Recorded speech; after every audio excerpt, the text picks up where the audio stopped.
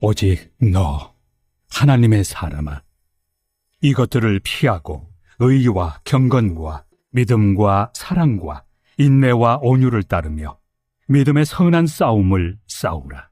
영생을 취하라. 이를 위하여 내가 부르심을 받았고 많은 증인 앞에서 선한 증언을 하였도다. 만물을 살게 하신 하나님 앞과 본디오 빌라도를 향하여 선한 증언을 하신 그리스도 예수 앞에서 내가 너를 명하노니 우리 주 예수 그리스도께서 나타나실 때까지 흠도 없고 책망받을 것도 없이 이 명령을 지키라. 기약이 이르면 하나님이 그의 나타나심을 보이시리니 하나님은 복되시고 유일하신 주권자이시며 만왕의 왕이시며 만주의 주시요 오직 그에게만 죽지 아니함이 있고 가까이 가지 못할 빛에 거하시고 어떤 사람도 보지 못하였고 또 볼 수 없는 이시니 그에게 존귀와 영원한 권능을 돌릴지어다. 아멘. 내가 이 세대에서 부한 자들을 명하여 마음을 높이지 말고 정함이 없는 재물에 소망을 두지 말고 오직 우리에게 모든 것을 후히 주사 누리게 하시는 하나님께 두며 선을 행하고 선한 사업을 많이 하고 나누어 주기를 좋아하며 너그러운 자가 되게 하라. 이것이 장래의 자기를 위하여 좋은 터를 쌓아 참된 생명을 취하는 것이니라. 디모데야, 망령되고 헛된 말과 거짓된 지식의 반론을 피함으로 내게 부탁한 것을 지키라. 이것을 따르는 사람들이 있어 믿음에서 벗어났느니라. 은혜가 너희와 함께 있을지어다.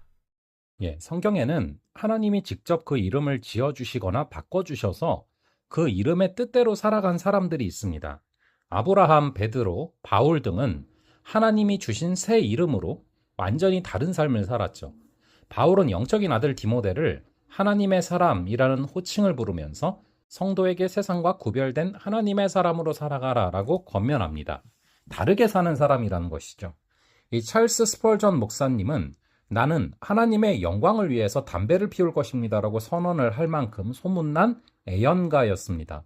그런데 하루는 길을 걷다가 우리는 찰스 스펄전 목사가 피우는 시가를 팝니다 라고 쓰여있는 간판을 본 후에 담배를 끊었습니다. 자신에게는 거릴 것 없는 자유가 다른 사람을 넘어뜨릴 수 있다는 것을 알게 되었기 때문이죠.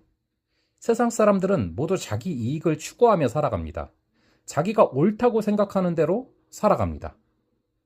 자기가 즐거우면 다른 사람에게 피해가 가도 별로 개의치 않는 시대죠. 그러나 하나님은 당신의 뜻에 어긋나는 것을 죄라 하시고 죄를 용납하지 않으십니다. 바울이 디모데에게 묘사한 세상은 신앙을 이익의 수단으로 삼고 하나님 대신 돈을 사랑합니다. 그러나 하나님은 그것들을 금하시며 피하라 라고 말씀하십니다. 의와 경건과 믿음과 사랑과 인내와 온유를 따르라 라고 말씀하시죠. 말씀 안에 서 있는 사람은 절대로 세상의 가치관에 함락되지 않습니다. 하나님의 사람은 진리를 지키기 위해서 악과 싸우는 사람이죠. 결코 죄와 타협하지 않고 매일 주의 사명자로서 주님을 위해 교회를 위해서 악에 대항하며 치열하게 전투를 치르는 것입니다. 세상과 닮아 있는 사람은 결코 하나님의 사람일 수가 없습니다. 임신한 엄마가 예쁘고 멋진 연예인 사진, 닮고 싶은 인물들의 위인전을 읽으면서 태교를 하는 것처럼 하나님의 사람은 예수님을 닮기 위해서 구별된 삶을 살아야 되는 것이죠. 이어서 영생의 소망을 붙드는 사람이 되어야 한다라는 것입니다. 하나님의 사람은 예수 그리스도의 승리를 믿는 사람입니다. 예수님께서는 십자가의 보혈로 우리의 죄를 씻어주셨습니다.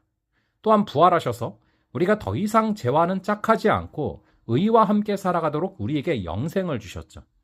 그래서 하나님의 사람은 하나님의 나라를 바라보며 그분의 통치 가운데 살아갑니다.